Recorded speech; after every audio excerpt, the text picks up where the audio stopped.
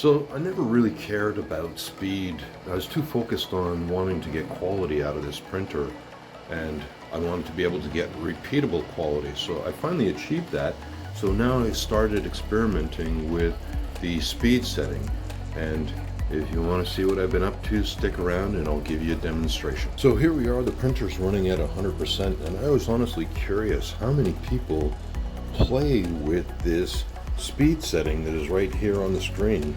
And so I decided to start experimenting. So the way that I did, of course, is I'm going to go to that speed setting, you click it, and I would slowly dial it up while I'm watching the print, just to be able to see what's happening and to start to see if I'm going to start getting any jerking motions, etc. So I chose this vase for the demonstration because of the complexity of the geometry, and there's very little retraction that actually takes place on this vase. So I wanted to see if I was able to take this up to 300%.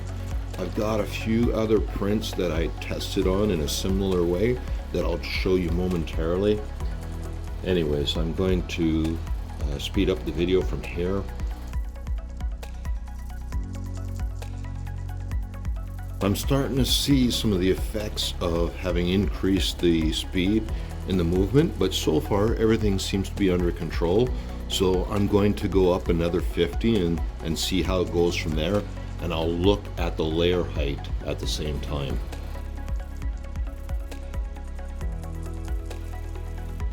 Here we are at the 250 mark. Things are moving along. Doesn't seem to be any impact on the layers that it's laid down. They still look smooth. So I'm going to go all the way up to the 300 now. And there you have it. I've got the printer running at 300%. When I sliced it in Cura, it had projected that this would take 9 hours and 45 minutes. So I would expect that this will actually complete in 3 hours and 15 minutes. I have other examples to share, so stick around and I'll go through those with you. So if you've seen some of my other videos, you know that I'm a fan of printing large brims while you're adjusting your Z offset, and it's a great way to be able to confirm that you've got good adhesion, etc. So just to start testing out the speed settings, I printed 3 of them, one of them at 100, one at 200%, and one at 300% on the speed dial on the main screen. And honestly, I can't tell the difference. I mean, they all feel fantastic. They look great. I did not keep them in order. I did watch them while they were printing, because they take about 10 minutes each. But honestly, they came out fantastic. I can't see the difference.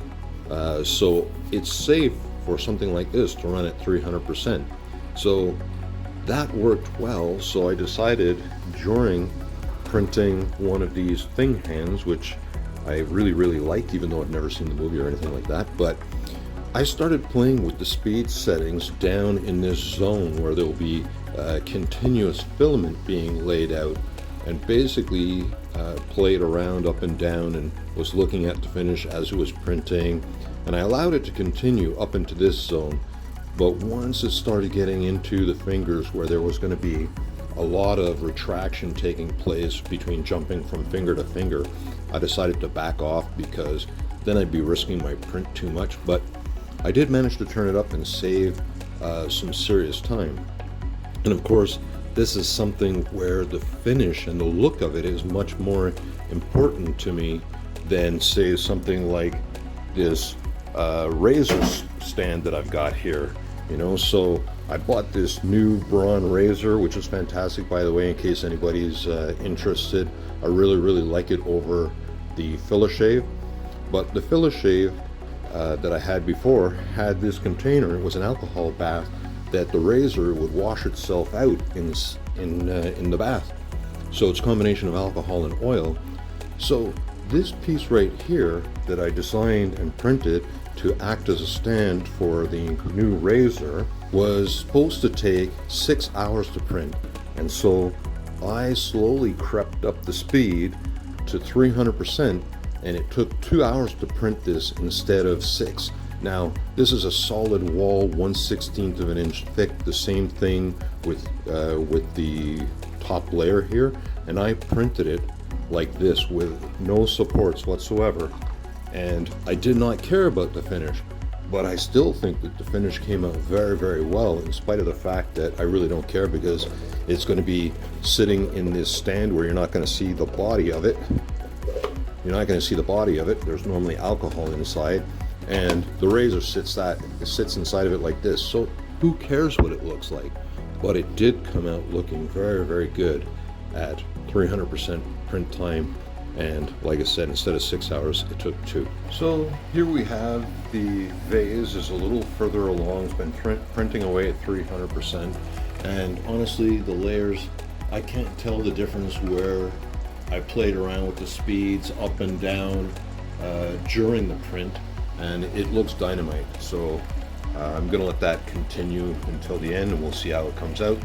But if you're new to the Kobra Go, you don't want to start with the speed settings. You want to start with some more basic settings in order to be able to get repeatable quality prints first. And here's a couple of videos that will help you if you're struggling with some of the issues that I encountered with this Kobra Go. The videos are in the top right and the top left. Happy printing. Thanks for watching.